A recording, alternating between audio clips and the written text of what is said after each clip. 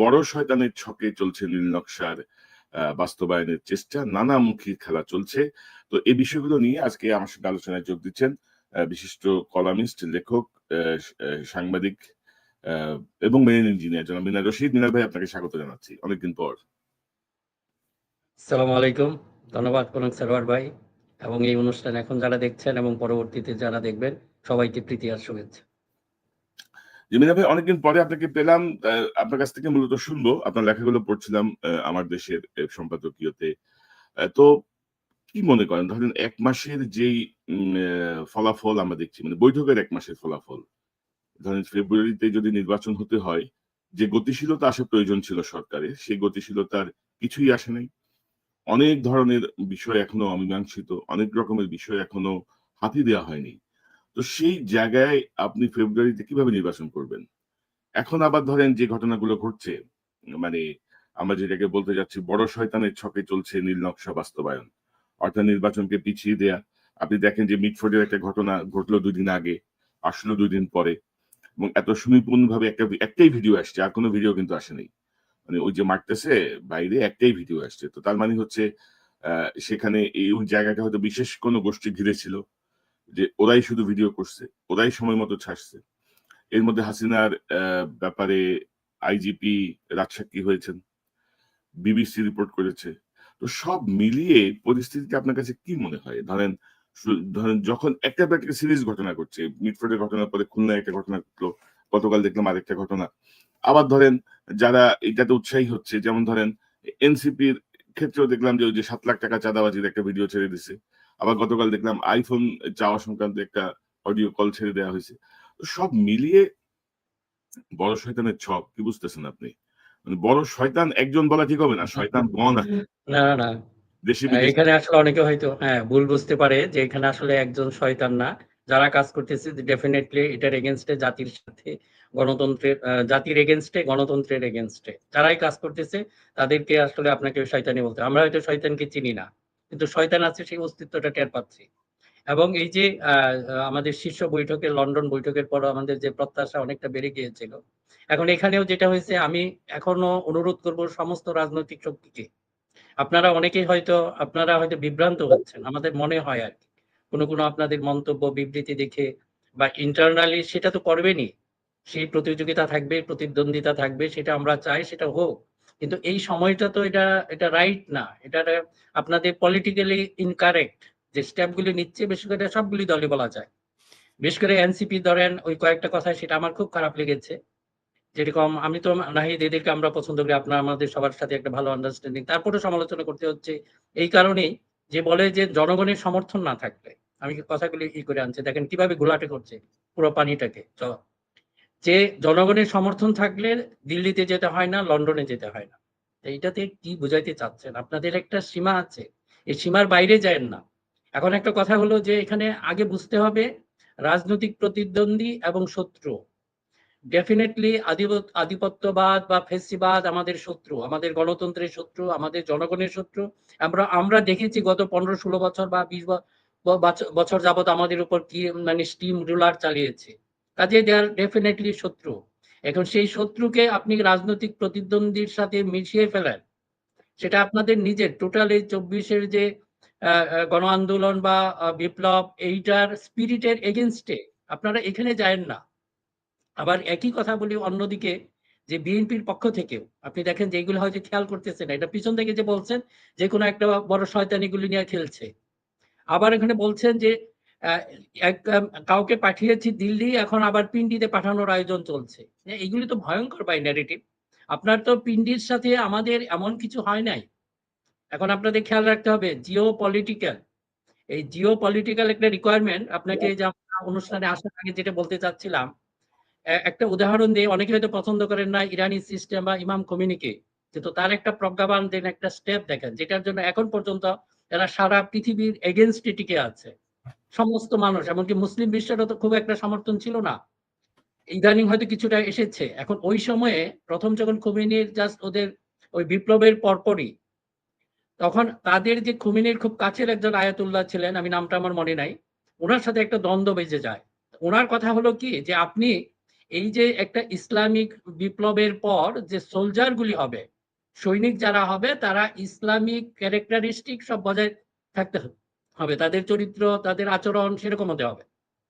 তা না হলে আমরা সৈনিক ওইভাবে পারবো না। আমরা, উনি বলছিলেন যে আমাদের কোয়ালিটি মেনটেন করতে হবে, কোয়ান্টিটি না। কিন্তু খুমেনির কথা ছিল উল্টা। উনি বললেন না, আজকে এটা আমাদের জিও পলিটিক্যাল রিকোয়ারমেন্ট। আমি যদি বসে থাকি শুধু ওই ইসলামিক স্পিরিটের সোলজারের জন্য, আমি এই রাষ্ট্রকে প্রোটেকশন দিতে পারবো না। কাজেই আমাকে এদেরকে নিতে হবে।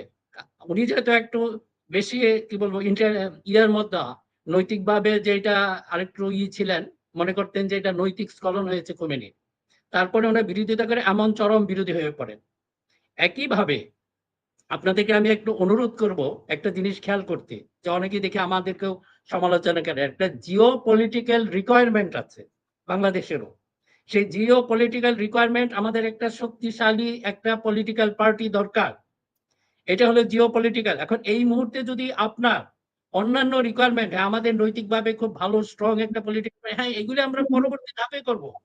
This is not the time. এই যে অনেকের ভিতরে এই জিনিসটা দেখি যে আমাদের এখন একমাত্র শক্তি আছে বিএনপি, এখন বিএনপি কে বলতেই হবে। এখন এই দলটাকে যদি আমরা বিভিন্নভাবে বিভ্রান্ত করি, তাদেরকে ঠিকভাবে ফাংশন করতে না দিই, কিন্তু একটা কথা হলে আমরা দেখি যে একটা খেয়াল করেন কনক ভাই, এটা অনেকে হয়তো বলতে পারবে এটা বিএনপির প্রতি দরদের জন্য না, আমি এটা বলছি আমি আমার দেশপ্রেম থেকে। আজকে যদি বিএনপি কে ধ্বংস করে ফেলে, that is our Jio political একটা রিকোয়ারমেন্ট ছিল, এটা আপনি ফিল আপ করবেন কিভাবে? এটা এই মুহূর্তে হবে না, প্রস্তুতি নাই। যারা এই যে বেশি উৎসাহী হয়ে পড়েছেন, বিভিন্নভাবে সেই মন্তব্যগুলি আসছে, যে আপনি যে কথাগুলি বলছেন যে 1 মাসের শীর্ষ বৈঠকের পর আপনারা যে এই যে জল ঘোলাটে করছেন, এটাতে কিন্তু কারো লাভ হচ্ছে না, আপনাদের ক্ষতি হবে। আপনাদের যে নৈতিকভাবে যে বললাম, আমি খুমেনি যে উদাহরণটা টেনে, আপনারা ওটা খেয়াল রাখেন যে জিও পলিটিক্যাল রিকোয়ারমেন্ট আমাদের এখন কি, সেটা আমাদের অবশ্যই খেয়াল রাখতে হবে। আর অন্যান্যগুলি তো এই সুযোগগুলি নিচ্ছে, বিশেষ করে রাজনৈতিক দলগুলির আমার কাছে খুব অপরিপক্ক মনে হচ্ছে যে আপনাদের এবং মন্তব্যগুলি। এবং মিনার ভাই আপনি যেটি বলছিলেন যে ধরেন মানে নতুন রাজনৈতিক দল এনসিপির প্রতি আমাদের কিন্তু ভালোবাসা এখনো মানে অটুটই বলা হ্যাঁ চলে। জি, এবং আমরা ধরেন চাই কারণ এরকম দলগুলি হোক। জি, জি, জি। এবং তাদের নেতাদের এখন যারা নেতৃত্বে আছেন তাদের একটা হিউজ অবদান ছিল। তারা নেতৃত্ব হুম, দিয়েছেন, জীবনের ঝুঁকি নিয়েছেন। কিন্তু পরবর্তীতে আমরা যেটা দেখলাম যে তারাও কিন্তু যে পুরান ধারা যে রাজনীতি, অর্থাৎ শেখ হাসিনার পালিয়ে যাওয়া আর তারেক রহমানের লন্ডনে যাওয়া both are not same. ঠিক। সব কিন্তু একই একই ঘটনা না। কিন্তু তারা এটাকে নিয়ে আসে। এখন ধরেন রাজনৈতিকভাবে অনেক কথা বলতে হয়। প্রতিপক্ষকে ঘায়েল করার জন্য বা মাঠ গরম করার জন্য বা নেতা-কর্মীদেরকে একটু চাঙ্গা করার জন্য। কিন্তু চাঙ্গা না করতে ওই গিয়ে না চাঙ্গা লিমিট আছে, দ্যাট ইজ এ করতে লিমিট। হ্যাঁ, চাঙ্গা করতে যেয়ে আপনি একটা ঘটনার সঙ্গে আরেকটা ঘটনাকে এভাবে মিলিয়ে আপনি ইনফেক্ট হুম, নিজেদের যে দৈন্য সেটি আপনি প্রকাশ করছেন। বা এটা ধরেন একটি নতুন রাজনৈতিক দল জেন জি যাদেরকে আমরা বলছি, একটা ইয়াং গ্রুপ তাদের কাছ থেকে এটা কোনোভাবেই প্রত্যাশিত না। এবং ধরেন যে ভাই চাঁদাবাজি বাংলাদেশে কোন দল করে না? বিএনপি অস্বীকার করছে আমরা চাঁদাবাজি করি না। মানে এখন এই সবচেয়ে অস্বীকার হলো, এই অস্বীকার করতো আওয়ামী লীগ। আওয়ামী লীগ চাঁদাবাজি হ্যাঁ করতো, আকাম করতো, করতে ছিল বিএনপি জামাত করছে। এখন এখন বিএনপি কি কোন ঘটনা অস্বীকার করছে? করে নাই। এবং আমি যেটা বলছি যে এই যে মিটফোর্ডের ঘটনাটা, এ মূল আসামি কিন্তু বাদ দিছে, পুলিশ বাদ দিছে। মূল আসামি যারা। মূল আসামিদের ছবি কিন্তু এই যে নাহিদ, হাসনাত এদের সাথে তার ছবি দেখা গেছে। মূল যে আসামি যে মূল ঘটনাটা ঘটিয়েছে সে কিন্তু ছাত্রলীগের সঙ্গে রাজনীতির সঙ্গে যুক্ত ছিল। এবং সে কিন্তু আ ইয়ের সময় মানুষ মারছে। ওই যে আপনার আ গত আন্দোলনের সময় জুলাই। জুলাই বিপ্লবের সময় কিন্তু সে অস্ত্র হাতে মাঠে ছিল। তো এখন ধরেন আমি কি বলব যে এই ঘটনা এনসিপি ঘটাইছে? নো, আমি বলব না। কারণ কি? কারণ হচ্ছে যে তদন্ত হবে। একটা ঘটনা বা দুর্ঘটনা অপরাধ। সে অপরাধের দায়টা বের করতে হবে আগে কারা করছে।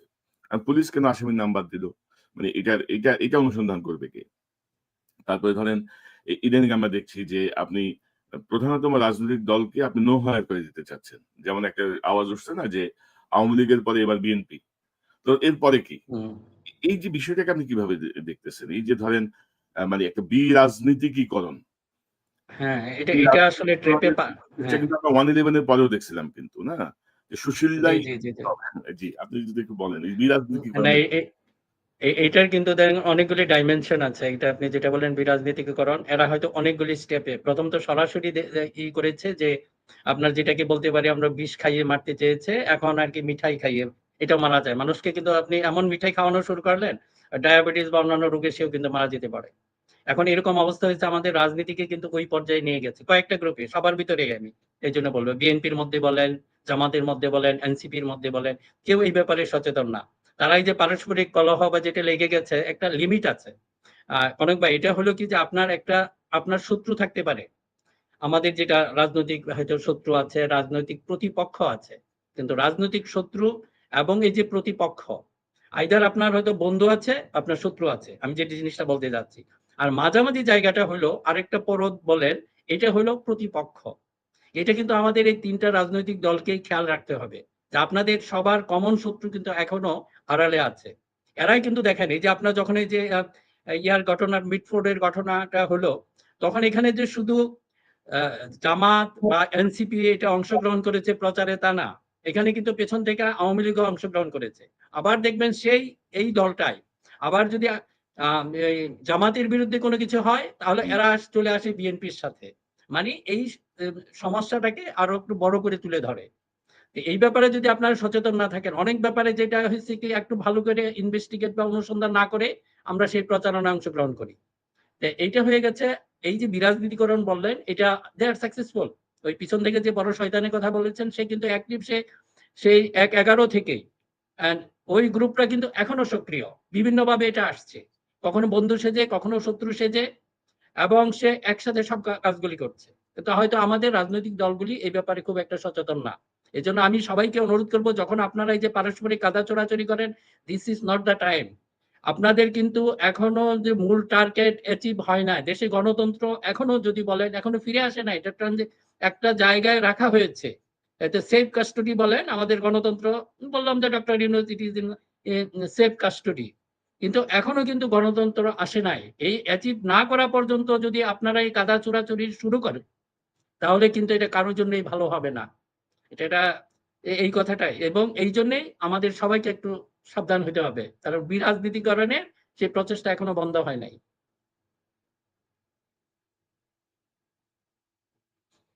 শোনা যায় না আপনার। আমি যদি আপনাকে ২ টা সংবাদ দেখাই, যেটি আপনি বলছিলেন, ধরেন আ জামাতের একজন নেতা সেলিম উদ্দিন, তিনি বলছেন যে মিটফোর্ডের ঘটনায় জনগণ একটি বিশেষ গোষ্ঠীকে লাল কার্ড দেখিয়েছে। এবং তিনি মূলত বলতে চাচ্ছেন যে মিটফোর্ডের ঘটনায় জনগণ তাদের মানে বিএনপি লাল কার্ড দেখানোর কাজ সম্পন্ন করেছে বলে মন্তব্য করেছেন জামাতের কেন্দ্রীয় নির্বাহী পরিষদ সদস্য ও মহানগর উত্তরের আমির মোহাম্মদ সেলিম উদ্দিন। আবার ধরেন বিএনপির পক্ষ থেকে আবার ধরেন বলা হচ্ছে যে জামাত চরমোনাই পীর ও এনসিপির কঠোর সমালোচনা করলেন মির্জা আব্বাস।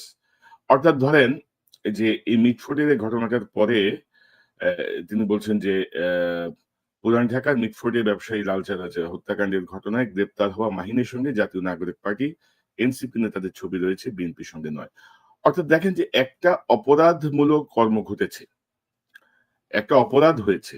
একটা মানুষকে বীভৎস নৃশংসভাবে হত্যা করা হয়েছে। পুরো পৃথিবীর কাছে বাংলাদেশের ভাবমূর্তি নষ্ট হয়েছে। বাংলাদেশ ছোট হয়েছে কিন্তু। অপরাধ তো অপরাধই। তো এখন ধরেন এই অপরাধের যেই রাজনৈতিক সংশ্লিষ্টতা, সেটি নিয়ে দেখেন একটা ধরনের কামড়াকামড়ি শুরু হয়ে গেছে কিন্তু। এই যে ধরেন এই যে জায়গাটা প্লাস ধরেন বিশেষত জামাতকে কিন্তু ধরেন সবাই মনে করতো যে অত্যন্ত দল মানে কি বলবো আ ডিসিপ্লিন, সুচিন্তিত, সুসংগঠিত। ডিসিপ্লিনড এবং সুচিন্তিতভাবে তারা পদক্ষেপ দেয়। তো জামাতও আপনি যদি দেখেন যে আফটার 5th অগাস্ট হাসিনা পালায় যাওয়ার পরে একবার হাসিনারে ক্ষমা করে দিচ্ছে, একবার আওয়ামী লীগরে ক্ষমা করে দিচ্ছে, একবার বিএনপিরে আক্রমণ করতেছে। মানে তাহারা কি করিবে তাহারাই বুঝিতে পারিতেছে না। এমন একটা অবস্থা আরকি। তো এই অবস্থা কেন হইল বলেন তো? সমস্যাটা কোথায়? মানে ধরেন যে irresponsible স্পিচ যা বলে আরকি। আপনি একেকটা কথা বলছেন, আবার আপনি দুঃখ প্রকাশ করছেন, আপনি ক্ষমা চাচ্ছেন, আপনি আবার ব্যাখ্যা দেওয়ার চেষ্টা করছেন যে, "না, আমি আসলে এভাবে বলি নাই, এভাবে হইছে।" যে বিষয়গুলো কিন্তু জামাতের ক্ষেত্রে আমরা অতীতে দেখি নাই। তো মানে জামাতের বিষয়টাকে আপনি কি মনে করেন? ধরেন তারা ধরেন ১৬ বছর ধরে বিএনপি জামাত কিন্তু গালি শুনে আসছে উভয় দলই। যা কিছুই হয়েছে বিএনপি জামাত। তো সেখানে এসে তাদের মধ্যে একটা প্রচ্ছন্ন বিভাজন। পাশাপাশি জামাতের জায়গাটা আমি যদি বলি যে বর্তমান যে বৈশ্বিক রাজনৈতিক পরিস্থিতি, মানে ইসলামিক রাজনীতি বা ইসলামিক কোন শক্তি যে কোন দেশে যদি কি বলবো শক্তিশালী অবস্থান তৈরি করার চেষ্টা করে, তার কনসিকুয়েন্সেস কি হইতে পারে বর্তমান বিশ্ব প্রেক্ষাপটে? মানে এখানেও তো তাদের মধ্যে কোনো কৌশলী কোনো অবস্থান আমরা দেখছি না। বাংলাদেশের মানুষ ধর্মভীরু, ধর্ম পালন করে। কিন্তু কেউ হুম, হুম। ওই জামাত বা পীরতন্ত্র বিশ্বাস করে খুবই কম। মানে আপনি হয়তো সোয়াবে আসায় অনেক জায়গায় যেয়ে বসে থাকে। কিন্তু ভোট দেওয়ার সময় তারা তাদের মতো করে সিদ্ধান্ত নিয়ে ভোট দেয়। আপনি একটু যদি বলেন ইসলামিক এই পলিটিক্স হ্যাঁ, টা। এখন আসলে যে টোটাল এটা আপনার গ্লোবাল থেকে বিচ্ছিন্ন না। যে ইসলামিস্ট বা এটা ধরেন হচ্ছে এখন আন্তর্জাতিক পরিসরে কিছুটা গ্রহণযোগ্যতা আছে। ইনিশিয়ালি যে অবস্থায় ছিল সেই অবস্থায় নাই। এবং এটার মধ্যে কিছুটা অ্যাডজাস্টমেন্টও আছে। যদিও আমরা যদি ধরি এখন এগিয়ে আছে ধরেন এরদোগান টার্কির, তারপরে হয়তো মালয়েশিয়ার আনোয়ার ইব্রাহিম। উনাদেরকে কিন্তু একটা পলিসি আছে। তারা একটু এটা কি বলবো একটু কাস্টমাইজ করে ফেলেছে। ইসলামিক মুভমেন্টটারে উইথ দ্য ডেমোক্রেটিক নর্মস এর সাথে এবং সাধারণ মানুষের কাছে। এখন মনে করেন যে একটা এই কথাটা আমি আমার গতবারের লেখায় এটা উল্লেখ করেছি যে এখন ইসলামিস্টদের মধ্যে একটা বেসিক যে সমস্যাটা এখনো রয়ে গেছে মানুষের আস্থার জায়গাটা আপনি যেটা বললেন ওটার যে বড় কারণ হলো মনে করেন ওনার ডেমোক্রেটিক ওয়েতে নির্বাচিত হলো তাহলে এটা কি ওনারা ইসলামিক বিপ্লব ভাববেন কিনা এবং পরে যদি পরবর্তী সময় ক্ষমতা ছাড়বেন কিনা ডেমোক্রেটিক ওয়েতে এই আস্থাটা এখনো কিন্তু ওনারা ওনারা নিজেরাও সেটা শো করতে পারেন নাই বা এটা কাজ করতে পারেন নাই এবং একইভাবে মানুষেরও সেই আস্থা এখনো সৃষ্টি হয় না এই কাজটা ওনাদের করতে হবে হ্যাঁ আপনি যদি এখন ডেমোক্রেসির জন্য কোনো সমস্যা নাই ডেমোক্রেসি এটাকে ইসলামকে থ্রেট মনে করবে না কিন্তু আপনাকে সেই জায়গায় যেতে হবে যেটা আনোয়ার ইব্রাহিম দেখিয়েছেন কিংবা এরদোগান ওনারাও দেখিয়েছেন এখন যদি জামাত ওইভাবে যেতে পারে বা অন্যান্য ইসলামী দলগুলি যেতে পারে আমার তো মনে হয় না কোনো সমস্যা হবে কাজেই ওনারা এই সমালোচনাগুলিকে আমি এটা ইয়ার ক্ষেত্রে বললাম যে এগুলি একটু ভেবে দেখা দরকার আর বর্তমান যেটা ওয়ার্ল্ডে কিন্তু একটা নেগেটিভ ধারণা সেটা আছে একটা ভীতি আছে সাধারণ মানুষের একটা ভীতি আছে কিন্তু আপনাদের অ্যাকশন যদি ওই ভীতিটা আরো বাড়িয়ে দেয় সেটা তো মনে হয় যে আপনারা আপনার আদর্শের ক্ষেত্রেই কি বলবো যে এক ধরনের আহ, বৈপরীত্য দেখিয়েছেন আচ্ছা, আচ্ছা একটা কাজেই বিষয় আপনাদের একটু হ্যাঁ যে আদর্শের কথা তো বলতেছেন, একটা বিষয় একটু বলি। হঠাৎ করে দেখলাম যে মানে জামাত চরমোনাই এক হয়ে গেছে। মানে আমার হুম, কাছে বিষয়টা ধরেন একটু অবিশ্বাস্যই মনে হচ্ছে আরকি যে এইটাও দেখতে হবে। আপনার মনে আছে নিশ্চয়ই যে এরশাদ বিরোধী আন্দোলনের সময় হাফিজ হুজুর সাহেবও ট্রাই করছিল সবাইকে এক প্ল্যাটফর্মে আনতে। তখনও কিন্তু ঈমান আকিদা বিষয়ের কারণে কিন্তু ইসলামিক দলগুলা কিন্তু দেখেন কোরআন হাদিস সব এক কিন্তু ঈমান আকিদার জায়গায় তারা কিন্তু কেউ কাউকে হুম, বিশ্বাস হুম। করে না। মানে এই আসে না আরকি। তো হঠাৎ করে এই যে একীভূত হওয়া, একত্রিত হওয়া এবং ধরেন যে হাসিনার যে প্রচারণা যে আওয়ামী লীগ না থাকলে অ্যা বাংলাদেশ জঙ্গি রাষ্ট্র হয়ে যাবে এবং এখনো ধরেন বিভিন্ন ইস্যুতে যেভাবে আমাদের হেফাজত, আমাদের ইসলামিক দলগুলোকে কিন্তু একটা গ্রুপ ব্যবহার করে কিন্তু। শুধু তাদেরকে মাঠে নামায় ওই ছবিগুলো পশ্চিমা বিশ্বে পাঠায় যে দেখো অবস্থা বাংলাদেশে। তো এই ঈমান আকিদা আবার ঠিক হয়ে গেল। মানে এটার পিছনে কি কোন নীল নকশা, বড় শয়তানের কোন কারসাজি, প্রেশার, কৌশল কি মনে করেন? মানে হঠাৎ করে না, অনেকে এইখানে আমার মনে হয় যে কয়েকটা জিনিস এখানে আছে ধরেন আসলে ওই বিএনপির সাথে যেহেতু জামাতের একটা দূরত্ব সৃষ্টি হয়ে গেছে এই জন্য হয়তো বা বিএনপির উপর একটা চাপ তৈরি করার জন্য সেটা হয়তো জামাতের পক্ষ থেকে সেটা করা হয়েছে আর চরমোনাইয়ের পক্ষ থেকে চরমোনাইকে যদি আমরা খুব ক্লোজলি স্টাডি করি ওনাদের অতীত ইতিহাস তাদের যে আনুগত্য বা তাদের যে তাদের উপর কতটুকু আস্থা রাখা যাবে এটা মনে হয় না যে জামাতে খুব একটা রাখতে পারবে এবং খুব একটা কমফোর্টেবল হবে না চরমোনাইয়ের সাথে যে জামাতের ঐক্যটা খুব কমফোর্টেবল হবে না বরং তাদের একা থাকায় আমার মনে হয় যে সেটা ভালো হবে যদিও তারা এটা করছে আপনার কিন্তু ওই ভয়ে আপনি যে কথাটা বললেন আর এইগুলি তো পলিটিক্যালি এগুলো তো হতেই পারে যুগ বিয়োগ হতেই পারে তাই না? না যোগবিয়োগ হতে পারে না। হঠাৎ করে এই যে হঠাৎ করে ঈমান আকিদা ঠিক হয়ে গেল সবার এটা হচ্ছে প্রশ্ন আরকি। এবং ধরেন যে কথা আসতেছে মানে ইসলামিক দল তো ভাই ইসলামিক মানে কিছু জিনিস ফলো করে, তাই না? মানে হুম, হুম। ইসলামিক আইডিওলজির জায়গাটায় উ এতদিন ধরে দেখলাম যে মিল নাই, মিল নাই। ওরা ভুল পথে আছে। হঠাৎ করে আরেক হয়ে গেল। এগুলো আসলে একটু চিন্তা করার বিষয় আরকি। তো মিনা ভাই হঠাৎ করে আমরা দেখছি যে ধরেন এই যে মানে আমি কিন্তু বিভিন্ন সময় বলেছি যে এই সরকার কিন্তু নানা রকম অস্থিতিশীল পরিবেশ সৃষ্টির চেষ্টা করে। মানে কোর্ট করছে মানে বা করানো হচ্ছে। যেমন ধরেন সচিবালয়ে হঠাৎ করে চাকরির বিধিমালা অধ্যাদেশ, হঠাৎ করে মুক্তিযোদ্ধা অধ্যাদেশ, হঠাৎ করে এটা। তো যে কাজগুলো হওয়ার কথা ছিল ১ মাসের মধ্যে, ইদানিং যখন ধরেন নির্বাচনের বিষয়টা নিয়ে যখন একটা প্রস্তুতি বা সামনে এগিয়ে যাওয়ার ব্যাপার আসছে, তখন আপনি দেখবেন যে হঠাৎ করে ১৮ জন বিচারককে বরখাস্ত, অবসর, বাধ্যতামূলক অবসর। গতকাল দেখলাম ৪ জন পুলিশকে বাধ্যতামূলক অবসর।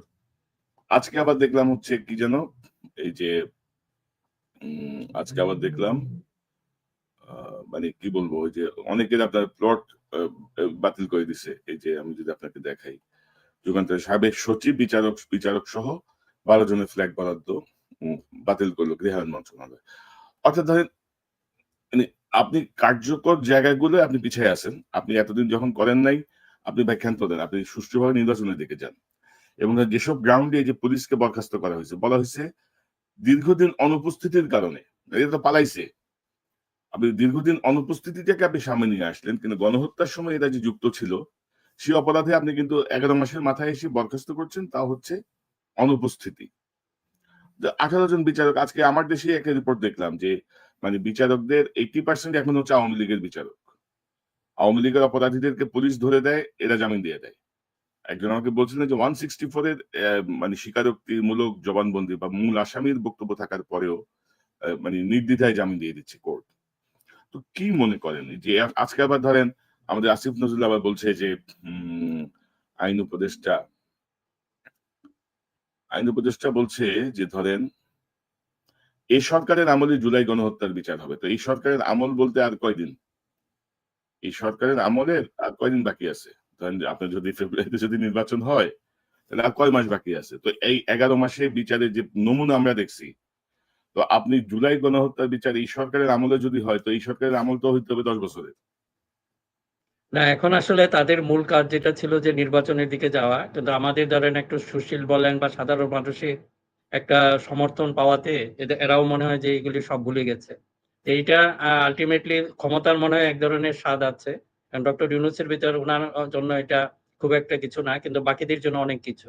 কারণ এরা যতটুকু আমার কাছে যেটা মনে হয়, এটা বললেও আবার অনেকেই অপছন্দ করেন। যে এক ধরনের তাদের ওই যে বললাম না ক্ষমতার স্বাদ পেয়ে গেছে, যেভাবে হোক এটা লম্বা করতে চাচ্ছে। এই ধরনের একটা প্রবণতা আছে। আর আমার মনে হয় এই কারণেই যে এই পলিটিক্যাল পার্টিগুলির মধ্যে যে এখনো বলেছে তাদের মধ্যে একটা মিনিমাম আন্ডারস্ট্যান্ডিং থাকা দরকার। কিন্তু ওনারা সবাই জানে না একটা যে বড় শয়তান বললেন যে এদের একটা বিরোধী বিরাট একটা শক্তি কিন্তু এদের পিছনে আছে। এবং এরা যদি সাকসেসফুল হয়ে যায় এটার জন্য এই দেশের রাজনীতি, দেশের গণতন্ত্র আসলে আরো হুমকির মুখে পড়বে। আমি দেখলাম যে বিএনপির পক্ষ থেকে বিএনপির অ্যাক্টিং চেয়ারম্যান বারবার কিন্তু এটা সতর্ক করছেন, বাকিরা এটা শুনছেন না। উনারা মনে করতেছেন যে এটা শুধু উনার জন্যই, এটার জন্য না, সামগ্রিক রাজনীতির জন্যই খারাপ। কাজেই কনক ভাই, আমিও যে জিনিসটা আছে যে আমরা চেষ্টা করি একটা প্ল্যাটফর্ম আপনার দরকার, বিশেষভাবে আপনার যে প্ল্যাটফর্মটা আছে এখান থেকে এই মেসেজগুলি যাক। এখন সময় না, ইট ইজ পলিটিক্যালি ইনকারেক্ট এখন এই মুহূর্তে। আপনারা যে কাজগুলি করছেন সবাইকে, আমরা একজন দুইজনকে বলে বাকিরা আবার আগে রেগে যাবে। এই জন্য আবার এই কথাগুলি আবার রিপিট করতে চাচ্ছি যে আপনারা এমন কিছু ভুল করেন না, এটা টাইম না। আপনারা যখন আসলে অ্যাচিভ করে ফেলবেন আপনাদের টার্গেট, পরে করেন একজন, কারণ ক্ষমতায় আসার জন্য তো করতেই হবে, তাই না? এখনই যদি এইটা করেন এটা একটা ভয়ঙ্কর ভুল হবে। এখন পর্যন্ত নির্বাচনের যেটা আছে আমরা ওইটাতেই কনসেন্ট্রেট করি। আমরা যেন এইখানে এই পলিটিক্যাল পার্টিগুলির মধ্যে কোনো ডিফারেন্স কাম্য না। এখন চরমোনাই হোক, জামাত হোক, কাজে আমরাও চেষ্টা করি যে এই ডিফারেন্স গুলি আপাতত ভুলে যান। এই ডিফারেন্স ভুলে যা একটা কমন স্বার্থের দিকে আসতে হবে। সেই কমন স্বার্থ হলো কি, যে কোনো ভাবেই হোক, এই যে এইটা বলবেন বারবার বিএনপি কে একটা বলে বিএনপি নির্বাচনের জন্য এক ধরনের আপনার সৃষ্টি করে দিয়েছে যে তাড়াতাড়ি নির্বাচনে যান, তারপরে যে খাবেন, টাকা খাবেন, কি বলবো, চাঁদাবাজি করবেন, মানে এমন ভাবে করে দিচ্ছে এগেইনস্ট আপনি বলতে পারেন না। এবং ওই যে বললাম জিও পলিটিক্যাল রিকোয়ারমেন্ট, এই কথাটা আপনারা একটু ভালোভাবে খেয়াল করেন। এইটার জন্যই আপাতত এই ছোটখাটো যত সমস্যা আছে, জামাতের ৭১-এর সমস্যা, বিএনপির চাঁদাবাজির সমস্যা, চরমোনাইয়ের অন্য সমস্যা বা এনসিপির আরেক সমস্যা, এই সবকিছু ভুলে যান। এখন এই মুহূর্তে দরকার যে মূল জায়গায় আগে ডেমোক্রেসিটা এর রাস্তায় নিয়ে আসেন। এটা যে কোনো মুহূর্তে যদি এটা হয়ে যায় আমরা কিন্তু ভয়ঙ্কর খাদের মধ্যে পড়ে যাব। ওখান থেকে আর কেউ উঠতে পারবো না। মিনার ভাই ধরেন ভারতের যেই অবস্থাটা আমরা দেখছি আরকি। ধরেন আমি তো বলব যে বাংলাদেশের এই ৫৪ বছরের ইতিহাসে মানে শহীদ প্রেসিডেন্ট জিয়াউর রহমানের পরে ডক্টর জি। ইউনূসই ভারতের সাথে চোখে চোখ রেখে কথা বলছে। বা মানে তার হুম। যে সেই গাছটা দেখিয়েছে, এর আগে কিন্তু কেউ দেখাইতে পারে নাই। মানে ভারতকে প্রেসারে রাখা। তো সেই জায়গাটায় ধরেন বিএনপি তো ভুল করছেই। আমরা কিন্তু ভারতের জায়গাটা ইদানিং ভুলে যাচ্ছি এবং হাসিনা যে ওখানে বসে আছে সেটাও ভুলে যাচ্ছি। বাংলাদেশের বহু সেনা কর্মকর্তা, বহু উচ্চপদস্থ গোয়েন্দা কর্মকর্তা ভারতের আশ্রয়ে আছে। তো কি তাদেরকে এমনি, এমনি পুষতেছে? তো তো এসব খেলা খেলবেই। আপনি যদি জাস্ট ঘটনাগুলা মানে মিটফোর্ডের ঘটনা, খুলনার ঘটনা, অমুক জায়গার ঘটনা, টোটাল ঘটনা বিশ্লেষণ করেন। আবার ধরেন এনসিপির চাঁদাবাজির ঘটনাগুলো সামনে আসছে। আবার ধরেন হুম, এই যে পরিস্থিতিটা অর্থাৎ এই মানে আপনি 1/11 এর আগে ২৮ অক্টোবরের লগি বৈঠার দিকে খেয়াল করেন যে বিভৎসতা। হুম, মানে মিটফোর্ডের ঘটনায় কিন্তু যার পর নাই সবাই কিন্তু মানে আহত, মর্মাহত। এ কি করলো? এটা কি হইল? প্রাথমিক দায়টা গেল বিএনপির উপরে। ঘটনার প্রকাশিত হওয়া ২ দিন পরে ঘটনা প্রকাশিত হওয়ার ০.৫ ঘন্টার মধ্যে মিছিল হইল যে তারেক রহমান জবাব চাই। ইডেন কলেজে ছাত্রদল থাকতে পারবে না, বুয়েটের ছাত্রদল থাকতে পারবে না, জগন্নাথের ছাত্রদল থাকতে পারবে না। অর্থাৎ বিএনপির পোস্টার ছেড়া হচ্ছে। অর্থাৎ ধরেন টোটাল বিষয়টা যদি আমি দেখি একেবারে নির্মোহ দৃষ্টিকোণ থেকে, হুম, তাহলে একটা মানে খেলার কিছু আলামত স্পষ্ট। আবার ধরেন বিএনপিও তো ভুল জি, করছে। বিএনপি হুম, জাতীয় সরকার চায়নি। বিএনপি চুপ করে সরাইতে চায়নি। বিএনপির যে হুম। রোলটায় থাকা দরকার ছিল, বিএনপি তো ছিল না। মানে আমাদের এই যে না, বড় এক পাকা রাজনীতিবিদরা কি ধান্দায় খালি জি। নির্বাচন করছে আমি জানি না।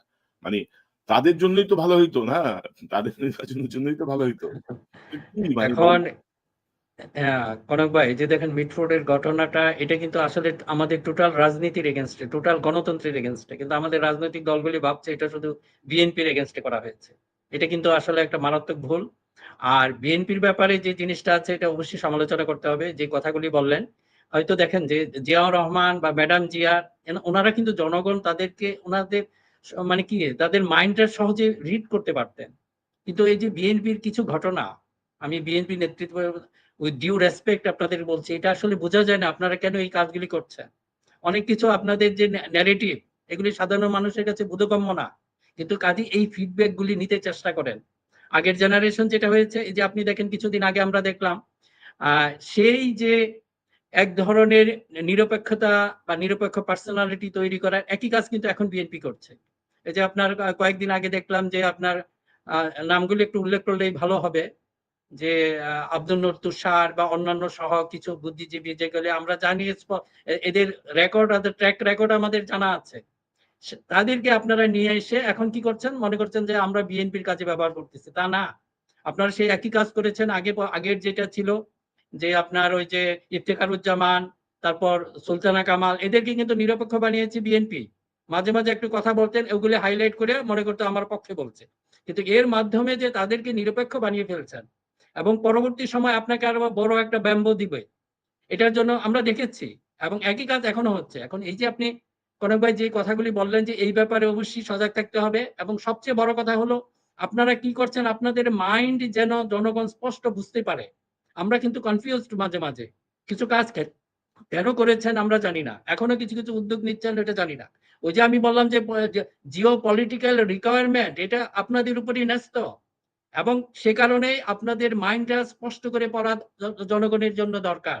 এবং এই দায়িত্বটা আরেকটা ব্যাপার হয়েছে কি যে আমরা এই যে বারবার ঐক্যের কথা বলছি, এটা কিন্তু মূল দায়িত্ব বিএনপির। কিন্তু বিএনপির পক্ষ থেকে এমন কিছু ন্যারেটিভ আসছে যেটা ঐক্য না, এটা অনৈক্যের সুর দেখা যাচ্ছে। আপনারা রাজনৈতিক প্রতিপক্ষকে শত্রু বানিয়ে ফেলেন। আমি যদি বলি ১ম দোষ কিন্তু এটাই ধরতে হবে। যদি আপনি এখানে আসেন, আসল সমাধান চান সবচেয়ে উপরে যে আছে তাকে ধরতে হবে। এটা তাকে ধরেন তাহলে সবকিছু ঠিক হয়ে যাবে। নিচের গুলি তো তারা করবেই। হয়তো অনেক সময় টিট ফর ট্যাট এগুলি করে। কিন্তু মূল দায়িত্বটা এখনো বলব সেটা বিএনপির। আমি বিএনপির সমর্থক হয়েও এই সমালোচনাটা করছি বারবার এই কারণেই কিন্তু আমাদের মূল জায়গায় হাত দিতে হবে। আপনারা যদি এমন কিছু বলেন এই যে এখন এই কথাটা আবার স্পষ্ট করে না হলে হয়তো কনফিউশন সৃষ্টি হবে। এখন নতুন করে একটা ন্যারেটিভ তৈরি করেছেন কাকে আপনারা এখন পিন্ডিতে পাঠাবেন। আমার প্রশ্ন হলো পিন্ডি আপনার কি ক্ষতি করেছে গত ৫০ বছর? হ্যাঁ, এটা হয়তো অনেক সময় বলার সময় আমরা বলি দিল্লি না পিন্ডি এটা একটা আমাদের ইয়ে এসে গেছে। সাধারণ। এটা হয়তো কোনো মিন করে না। কিন্তু আপনি যখন কাউকে পিন্ডিতে পাঠাতে চান, জামাত ইসলামকে দেখতে পারেন না তাকে পিন্ডিতে পাঠাতে হবে কেন?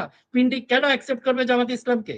জামাত ইসলামের সাথে আমার তো মনে হয় না যে পাকিস্তানের যে সম্পর্ক বরং বিএনপির যে সম্পর্ক, বিএনপির যে ১৯ দফার মধ্যে ১৬ দফায় ১৬ নম্বর দফাটা একটু ভালো করে পড়ে দেখেন। এখানে বলছে যে সমতার ভিত্তিতে আন্তর্জাতিক সম্পর্ক হবে, দেশগুলির সাথে সম্পর্ক সৃষ্টি হবে এবং মুসলিম দেশগুলির সাথে সম্পর্ক উন্নয়ন করতে হবে। আপনারা বলেন ওখানে কি ব্র্যাকেটে লেখা আছে পাকিস্তান বাদে? তাহলে তো ওটা নাই। কিন্তু আপনারা এখন পিন্ডিকে খোঁচা মারেন কেন? পিন্ডিকে খোঁচা মারা মানে করে জিও পলিটিক্যাল একটা নেসেসিটি আছে। আজকে আমাদের উপর ইন্ডিয়ার একটা বিরাট হুমকি আছে। আমাদের ওদিকে দক্ষিণের কিছু অংশ নিয়ে যাবে, উত্তরে কিছু নিয়ে যাবে। তাহলে আপনি আপনার বন্ধু কে থাকবে? এগুলি তো আমাদের জীবন মরণ সমস্যা, আমাদের লাইফ লাইন হবে। আর সেই লাইফ লাইন আপনারা কাট করতে চাচ্ছেন কিসের জন্য? আমি এই প্রশ্নটার জবাব চাচ্ছি। যারা এই কথাটা বলছেন আপনি কি জামাতকে অন্যভাবে ডিল করেন? সে না, আপনার রাজনৈতিক প্রতিপক্ষ। না মিনা ভাই শুধু ওইটা তো না, ধরেন যে ন্যারেটিভস গুলো ধরেন আওয়ামী লীগ ব্যবহার করে করে পচায় ফেলছে এই জি, জি। মুক্তিযুদ্ধের প্রসঙ্গে, জামাতের প্রসঙ্গে বা অন্যান্য প্রসঙ্গে, সেই বিএনপি কি বক্তব্যগুলো এছাড়া আপনি রাজনীতি নাই? আবার রিপিট করা শুরু করছেন। সেই বক্তব্যগুলো আপনি আবার রিপিট করা শুরু করছেন।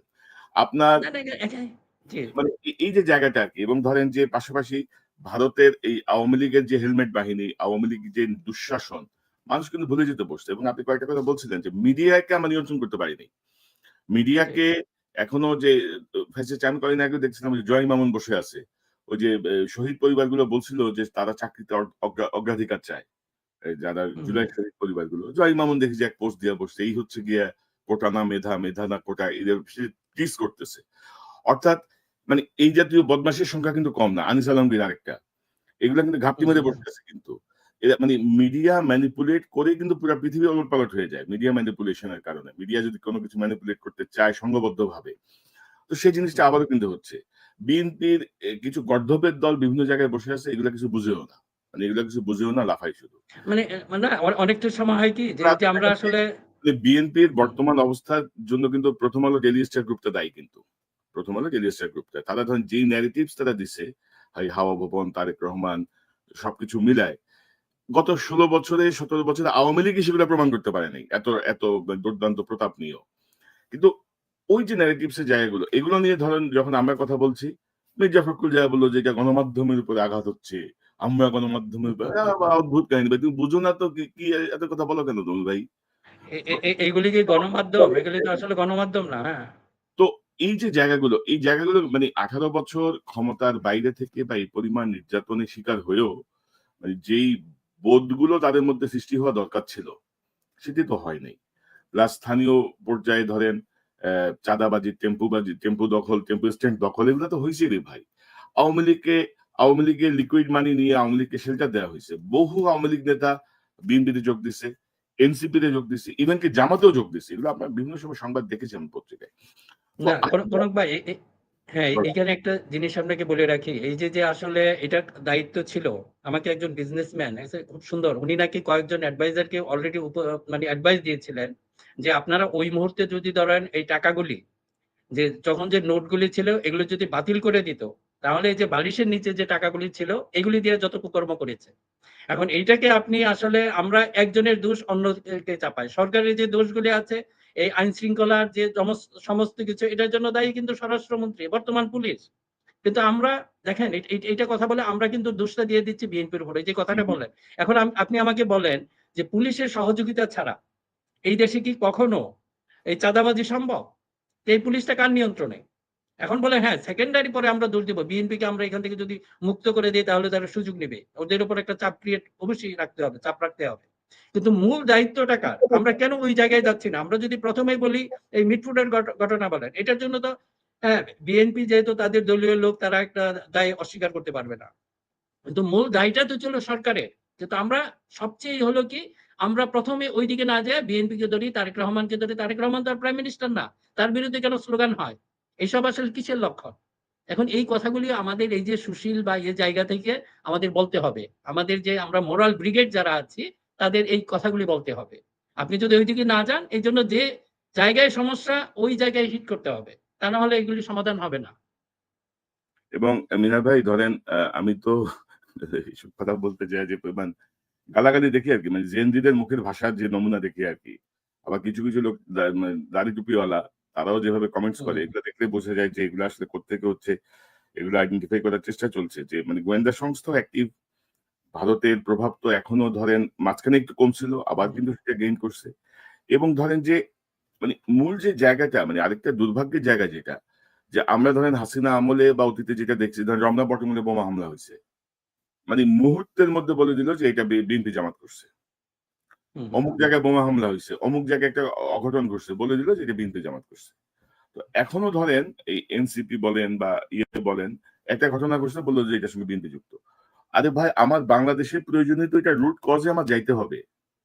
আমার যেতে হবে না যে কেন, মানে এখানে তো হামলাকারীর এখন দেখা যাচ্ছে একটা, সে একসময় আওয়ামী লীগ করতো, পরে সে এনসিপির সঙ্গে ছবি টবি তুলে এনসিপির ভিতরে যোগ দিচ্ছে। গতকাল দেখলাম ওই সন্ত্রাস বিরোধী মিছিল থেকে আরেক খুনিকে ধরা হয়েছে, মাহিন। তো বলা হচ্ছে হুম, এটা এনসিপির মিছিল ছিল, যদিও আমি এখনো ওভাবে নিশ্চিত না এটা এনসিপির মিছিল কিনা। কিন্তু এই যে প্রধান যে রাজনৈতিক দলগুলা বিএনপি, জামাত, অন্যান্য দল বা নতুন এনসিপি, এদের মধ্যে কামড়াকামড়ি সুযোগ কিন্তু আরেকটা গ্রুপ নিচ্ছে, এই জিনিসটাই কেউ বুঝতেছে না আরকি। এদের মধ্যে এটা হ্যাঁ, কনক ভাই, যে জিনিসটা হয়েছে যে আমরা আসলে নলেজ বেস সোসাইটি এই কথাটা বলি, কিন্তু ওইটাকেই করি না। যে কোনো ঘটনা ঘটার সাথে সাথে আমাদের পার্সোনাল একটা আমাদের গ্রুপ আছে, ওখানে একটা কথা হচ্ছিল। দেখলাম যে জিয়াউর রহমানের এই ব্যাপারটা একটু আলোচনা করা উচিত। যে জিয়াউর রহমানের ছবি নিয়া যে আপনার ইটা করেছে, যে অপমান করেছে তাকে, এবং তারেক রহমানের ব্যাপারে যে স্লোগানগুলি দিয়েছে, এখন এইসব কারা করে? আমার কথা হলো এটা। আমি বলছি, যখনই আমাকে বলছে এটা যদি জামাত করে তাকে আইডেন্টিফাই করা হোক, অমুকের ছেলে অমুক, অমুক ওয়ার্ডের ছিল, এরকম না করে যদি আমরা ঘটনা ঘটার সাথে সাথেই যেটা জামাতকে করা যাবে জামাতকে করলাম, বিএনপিকে করলাম, এরা কারা করছে? আমরা যদি এটার সাথে সাথে এরকম জাম্প ইনটু ডিসিশন, তাহলে হয় কি যে আমাদেরকে নিয়ে কিন্তু ফুটবল খেলবে বিরাট একটা শক্তি, যে শয়তানের কথা বললেন, এরা কিন্তু ফুটবল খেলবে। কাজে যতই ইমোশনাল ব্যাপার হোক, যেরকম জিয়াউর রহমানের ছবিটা যে পা দিয়ে করেছে, এটা দেখে কিন্তু আমার খুব খারাপ লেগেছে, তাই না? এখন তাই বলে কিন্তু আমার ওই সেন্সটাকে আমি হারাই ফেলবো না। আমি সাথে সাথে কেন ইয়াকে বলবো যে এটা শিবিরে করেছে বা এটা জামাত করেছে? এটার ইনভেস্টিগেশন হোক। আপনি সবাইকে বলবো যে কোনো ঘটনা, তা না হলে কিন্তু আমাদের ১২টা বেজে ফেলবে। ভাই, ১২টা বাজিয়ে ফেলবে। হ্যাঁ। গত ১২ মাস ধরে আওয়ামী লীগকে যেভাবে লালন পালন করছে বিএনপি, জামাত সহ এনসিপির লোকজন, যেভাবে হুম, তাদেরকে বিচারের মুখোমুখি না করে যেভাবে তাদের বিরুদ্ধে মানে তাদেরকে লালন পালন করছে, তাদেরকে রাজনৈতিক অধিকার দিচ্ছে, এগুলো ধরেন, মানে এগুলো হচ্ছে বিষধর সাপ। এদের টাকার অভাব নাই, এদের শয়তানি বুদ্ধির অভাব নাই, এবং যার জি। ফলাফল আপনার সামনে আরো আরো আরো ভোগ করতে হবে। তো এই মুহূর্তে আসলে আমাদের করণীয় কি? তারেক রহমান সাহেব দেশে যাওয়ার কথা শুনি, আবার শুনি যাচ্ছেন না, আবার শুনি যাবেন। তো আমার মনে হয় যেন ভারপ্রাপ্ত চেয়ারম্যানকে বিএনপির যারা স্থানীয় পর্যায়ের নেতা আছে, স্থানীয় পর্যায়ে মানে কি? মানে বাংলাদেশ থেকে যারা বিএনপিকে পরিচালিত করছেন, আমার মনে হয় যে এখানে কোনো একটা গ্যাপ আছে, বুঝছেন তো? হয় তারা তারেক রহমানকে রিড করতে পারছেন না, অথবা তারেক রহমানের কাছে যে ইনফরমেশন গুলো যাচ্ছে সেগুলো অসম্পূর্ণ ইনফরমেশন। কারণ ভাই, এই যে আমি যে এখানে বসে আছি, আমার আশেপাশে কি আছে আপনি জানেন? আপনার আশেপাশে কি আছে আমি জানি। হুম, স্ক্রিন তো এতটুকুই। ধরেন আপনার স্ক্রিন আমি বড় করে দিলাম। কিন্তু ওই ফ্রেমের বাইরে তো আমি যেতে পারব না। কিন্তু আমি যদি আপনার সামনে বসে কথা বলি, আমি বুঝতে পারি যে কোথায় কি আছে। তাই না? হুম, হুম। কি আছে, কোন মানে এই না, যে এখন তো তারেক রহমান সাহেবের আসলে যত ঝুঁকিই থাকুক, আমার মনে হয় যে হুম, মানে কিছু একটা করা উচিত আরকি। মানে এভাবে রান করতে পারে না। আমরা এনসিপির উপর থেকেও ক্রমাগত আস্থা হারাচ্ছি। জামাতের ক্ষেত্রে যেই মানে বিচক্ষণ সিদ্ধান্ত নেওয়া দরকার ছিল, জামাতের বর্তমান নেতৃত্ব সেটিতে আমাদেরকে হতাশ করেছেন। এনসিপি হতাশ করেছেন। বিএনপির কিছু নেতা তো হতাশ করছেই ভাই। এটা তো আর বলার অপেক্ষা রাখে না। হ্যাঁ? তারা মূলত আমাদেরকে না, নিয়ে না, এইটা আপনার ঠিক আছে। এখন পর্যন্ত বিএনপির প্রতি হতাশ হলেও হয়তোবা অনেকে মনে করবে যে আমরা তারেক রহমানকে খুব মানে কি তেল দেওয়া বা এই কারণে না, এটা না, এটা বাস্তব কারণেই বলতে হচ্ছে। এখনো মানুষের যে মানে একটা আস্থার জায়গায় কিন্তু উনি রয়ে গেছেন। এখন কাজে আপনি যে অনুরোধ করেছেন, আমারও একই কথা। আমি পার্সোনালি হয়তো ওটাই বলছি যে উনার দেশে আসা উচিত। দেশে আসা উচিত। হ্যাঁ, ঝুঁকি তো থাকবেই। আমরা রাজনীতি করি, সেটা তো ঝুঁকি তো থাকবেই। উনার দেশের জন্য এই ঝুঁকিটা নিতেই হবে। কারণ উনি না আসলে আমার মনে হয় না যে এগুলি কন্ট্রোল করতে পারবেন। হয়তো দেশে আসলে অবস্থার অনেক পরিবর্তন হয়ে যাবে। যে মানুষের যে জায়গাগুলি। হ্যাঁ, এবং মনে হবে আমি এখানে যদি যোগ করি, আপনি যদি দেখেন যে একটা অংশ কিন্তু চায় না তারেক রহমান সাহেব দেশে আসুক। আপনি যদি দেখেন, আমি কিন্তু হতেই পারে। হুম, বললাম, হুম, সুব্রত বাইন নাটক। সুব্রত হুম, বাইন মানে প্রায় ৬৬-৬৭ বছরের একটা বুইড়া সন্ত্রাসী। এরে নাকি হুম, হুম, হুম, লন্ডন পাঠাবে কাহিনী করার জন্য, বুঝছেন তো? এটা নাকি আমাদের গোয়েন্দা হুম, সংস্থার বিশাল আবিষ্কার। এক ধরনের ভীতির সৃষ্টি। আপনি যদি গত কয়েক মাস আগে সোশ্যাল মিডিয়া দেখেন, দেখবেন যে কিছু পণ্ডিত বের হইছে, সাবেক এক সেনাপ্রধানের বক্তব্যের উদ্ধৃতি দিয়ে নাম প্রকাশে অনিচ্ছুক। বলা হচ্ছে তারেক রহমান দেশে ফিরলে এরকম হবে। এবং এই যে ধরেন মাঝখানে বলা হচ্ছিল না যে জুলাই শেষ নাগাদ তিনি দেশে ঢুকবেন। এখন হুম। দেখেন মিটফোর্ড সহ অন্যান্য ঘটনা ঘটিয়ে এমন একটা পরিস্থিতি তৈরি করা হচ্ছে যে যেন উনি না আসেন। তো আমার মনে হয় যে এগুলো আসলে ওভারকাম কিভাবে হবে আপনি যদি কি মনে করেন? না, এখন হয়েছে কি আপনার যে উনার সিকিউরিটি থ্রেট অবশ্যই আছে বিভিন্ন জায়গায়, এটা আমিও ফিল করি বা অন্যান্য যারা। তারপরেও কিন্তু এখন এত সহজ হবে না যে তারেক রহমানের উপর কোনো কিছুই করা। এইটা জনগণের উপর অনেকটা, মেইনলি তো হলো আল্লাহর উপর, জনগণকে সেটা তো আছেই। জনগণের উপর উনার একটা অবশ্যই আস্থা আছে।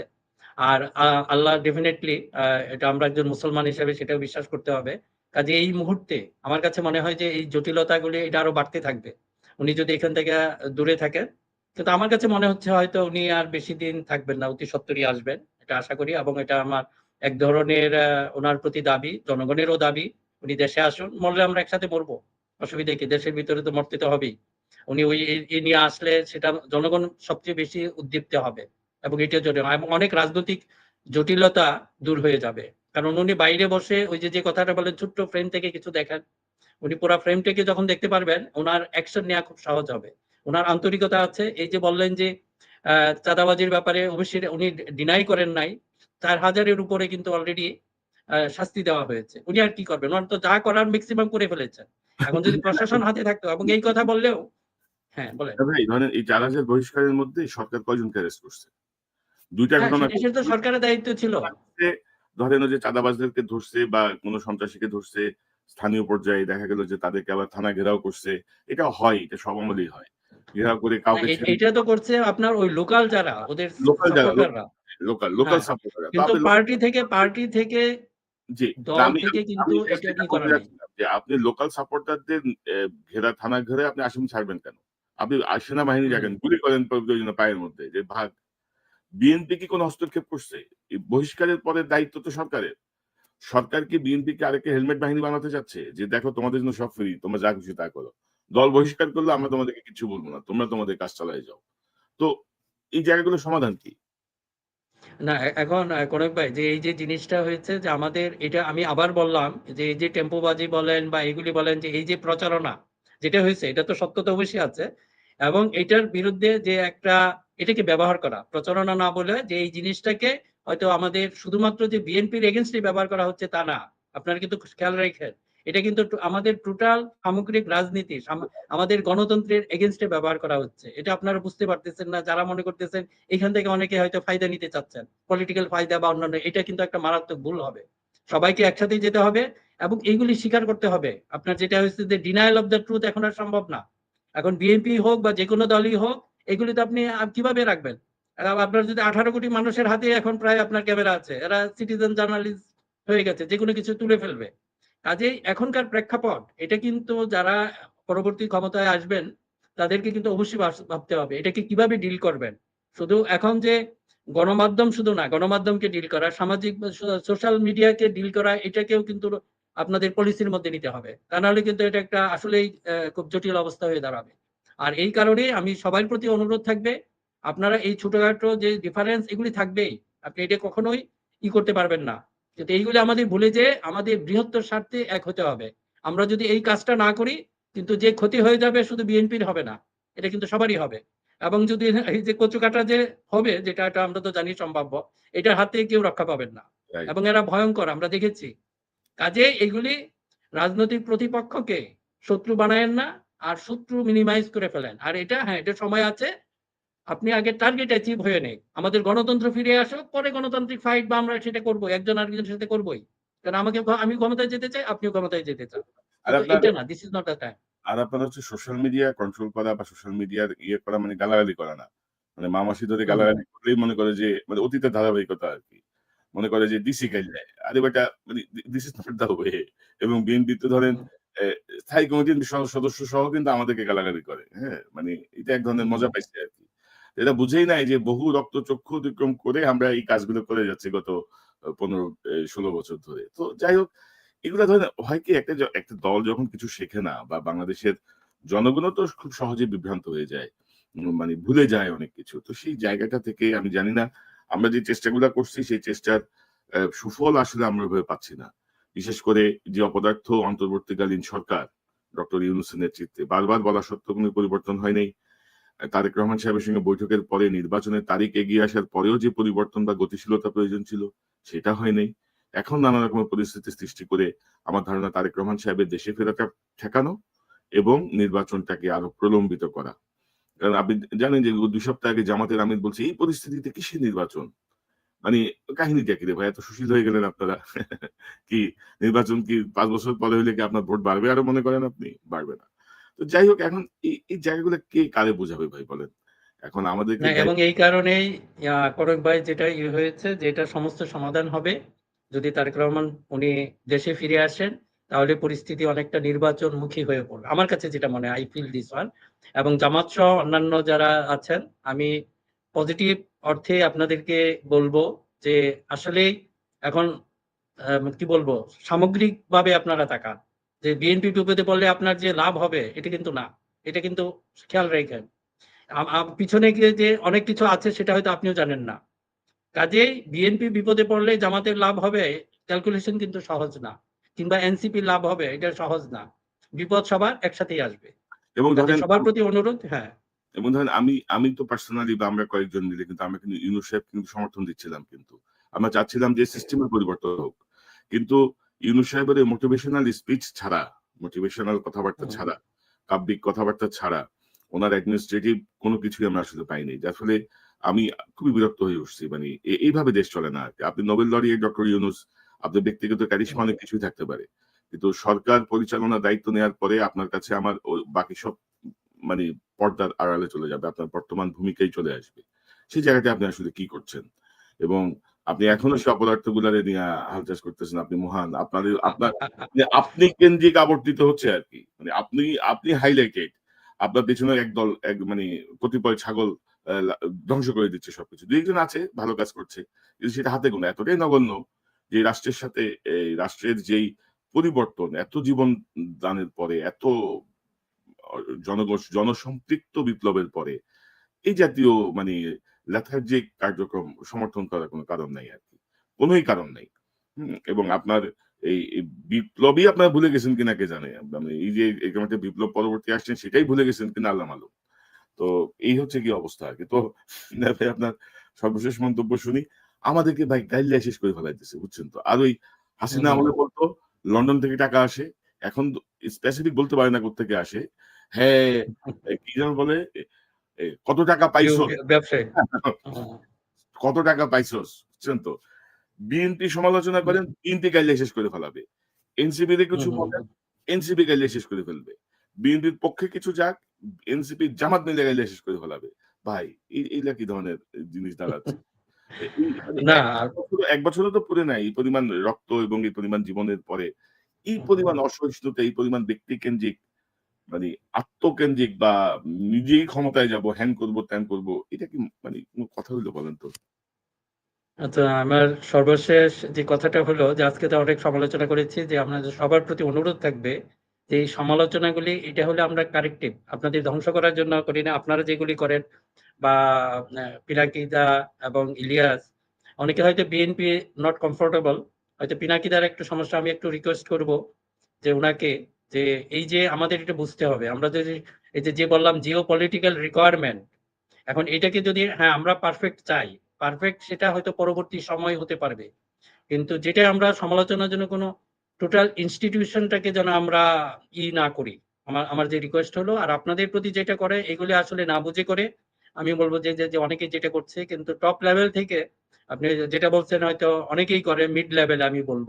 না, কিন্তু মিনার ভাই বিএনপির এগুলা নিয়ে আমাদের কোনই মাথা ব্যাথা নেই। আপনি যা খুশি তা হুম, করেন। আমি জানি যে আমি কি করছি। আমি জানি যে জি, আমি এটা আমি আপনার ইয়ার সাথে আপনি হ্যাঁ, তাই না? সো আপনার আপনার কথায় কিছুই যায় আসে না। কারণ এইসব যদি আপনি ধরেন হাসিনার আমলে তো মানে গোয়েন্দা সংস্থার পেইড এজেন্টরাই কাজ করছে। আমাদেরকে হুম, ডিমোরালাইজ করার জন্য। তো এখনো সেই প্রক্রিয়া অব্যাহত আছে। গোয়েন্দা সংস্থা যে উর্ধ্ব হইছে সেটা আমি বলছি না। তারাও আছে। আওয়ামী লীগ আছে। মানে সব মিলায় যে পরিস্থিতিটা আরকি। এবং আরেকটা গুরুত্বপূর্ণ বিষয় জাস্ট একটু হাইলাইট করে আমরা অনুষ্ঠানের শেষের দিকে শেষ করব। ধরেন গতকাল আ আ উচ্চ আদালতে আমাদের হাইকোর্টে টিউলিপের বিরুদ্ধে দুদকের মামলা স্থগিতাদেশের নির্দেশ দেওয়া হয়েছে হাইকোর্টে। বলা হচ্ছে আপিল করবে দুদক। এবং এখানে দেখেন এই মামলায় এই যে গত ৮ জুলাই বিচারপতি মোহাম্মদ আলী ও বিচারপতি এস.কে তাহসিন আলীর হাইকোর্ট বেঞ্চ আ শাহ মোহাম্মদ খসরুজ্জামান নামে এক আসামির আবেদনের রুল জারির পাশাপাশি ৩ মাসের জন্য মামলাটিতে স্থগিতাদেশ দেন। অর্থাৎ আপনি যদি দেখেন এটাও কিন্তু আরেকটা উস্কানি, আরেকটা পরিস্থিতি তৈরি। আর এবার একটা মামলা করছে একজন, তার আবেদনের উপরে তুই রুল দে। কি কারণে তোর এই যে চিহ্নিত ওই যে হাসিনার ভাগ্নি টিউলিপ, তারটা সহ কেন স্থগিতাদেশ দিতে হবে? সে তো এই মামলায় কোনো পক্ষভুক্ত হয়নি। তাই না? মানে দেখেন এগুলা কিন্তু সব কিন্তু খেলা কিন্তু। আমরা ওভারঅল কিন্তু মনে করি যে ও আচ্ছা দিছে হাইকোর্ট। কিন্তু এই কি মানে এটা নিয়ে কে কথা বলবে বলেন তো? ওইখানে তো মুরুব্বি আসিফ নজরুল বসা। মুরুব্বি আসিফ নজরুল বুঝে এগুলা? নাকি সেই করাইতেছে আল্লাহই জানে।